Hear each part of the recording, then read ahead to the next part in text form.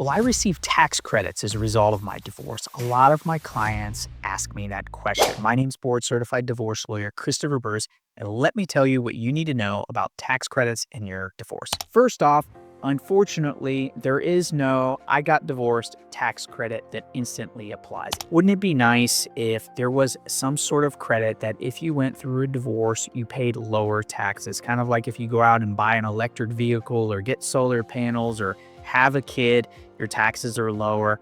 Unfortunately, just because you get divorced doesn't entitle you to any automatic credits like that. The areas where tax credits come up as it relates to the divorce usually relate to selling the marital home, or if there's kids, and sometimes if there's alimony. So as it relates to the house, what you should know is if you're selling the house as part of the divorce, takes place within 2 years of the divorce, this marital exemption on the sale of a primary residence of property applies, and the first $500,000 of appreciation in the home, technically the capital gains on the sale of the home, are exempt from taxes. So if you're married and you're selling your home, even if it's part of the divorce, even if the sale is after the divorce, you do get a little bit of break, sometimes a complete break on the taxes you would normally pay on the increase in value of the property. Now, if there are kids, there are a couple of things that you will have to address in the divorce that relate to tax credits and similar items. With children, if they are dependent children as defined by the IRS, up until the time they reach 18, sometimes a little bit further after, there's going to be something called the child tax credit. This is something that exists whether you're divorced or not, but in your divorce settlement agreement and parenting plan, you're going to want to address who claims the child tax credit. There's some rules that the IRS requires on whether you can claim the credit.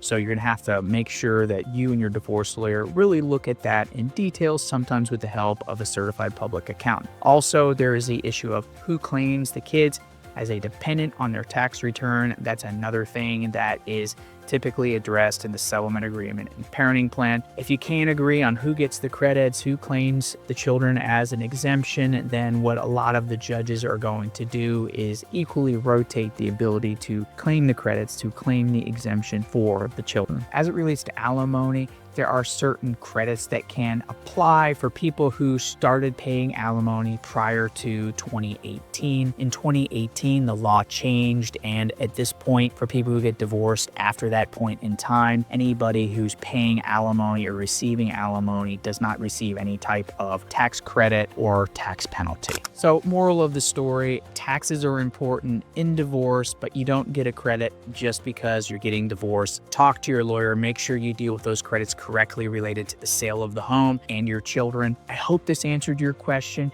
If not, or if you have more, put them in the comments below. We'll get back to you.